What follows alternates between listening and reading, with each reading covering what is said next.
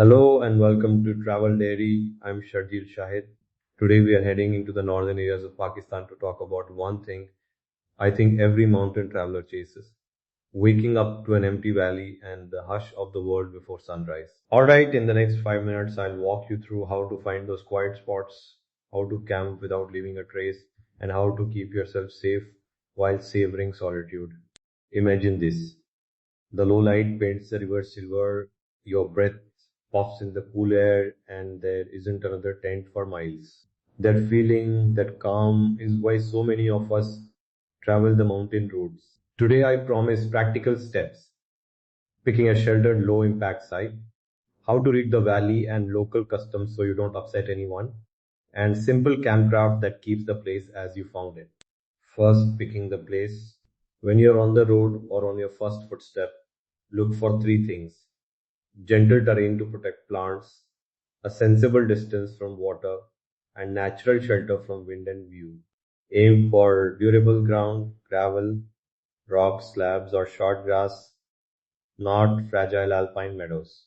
Stay at least 30 meters from rivers or springs. Rivers rise unexpectedly in the mountains. And choose a spot tucked behind a ridge or a stand of scrub so your light and movement don't carry to distant habitations. If you can spot an obvious footpath or grazing track nearby, set up a little away from it. Solitude is best when you don't block someone's route. Access and permission, a quick respectful note. Many valleys are common grazing land or owned by local families. Before you pitch, take a minute to ask a friendly greeting, a quick line like, Salam, may I camp here tonight? I'll leave no trace. Often a small conversation and a smile goes a long way. If someone points you to a better spot, take it. Locals know wind and water better than any map. When you can't ask in person, look for signs of use, cultivated terraces, mosque lights at night, and keep your distance. Uh, Little politeness protects both your plans and the place. Next, campcraft for solitude. Start with a small cook stove. It's cleaner, faster, and less risky than an open fire. Use a low profile tent and pitch it so the door faces away from any trail or house lights. Keep your lamp dim and use a red or low setting at night to avoid drawing attention. Toileting is simple. Dig a small cat hole at least 50 meters from water and cover it, and pack out toilet paper in a sealed bag. Keep noise low. Human voices carry in still valleys, so talk softly, move slowly, and savor the quiet. I remember once pulling off the road at dusk thinking, 10 minutes and we'll find a place, and then stumbling into the most perfect accidental camp at dawn.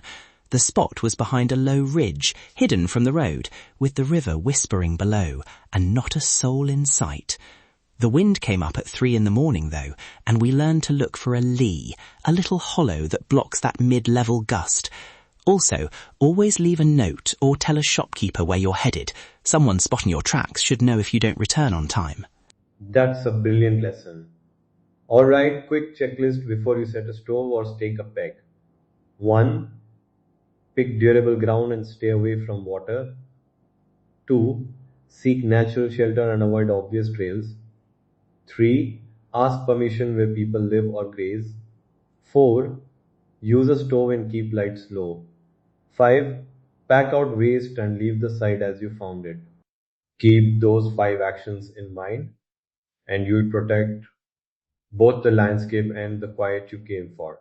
If you want more, visit Travel Dairy for downloadable route notes, campsite photos, and local contact tips to help you ask the right questions and find quieter corners responsibly. There are links to seasonal weather checks and suggested exit routes so you don't get trapped by sudden flows. Thanks for joining me on this short trip through solitude and sensible camping. Ahan, go steady, ask kindly, and come back with stories, not scars. Subscribe to Travel Dairy for more practical guides from the northern areas. Safe travels.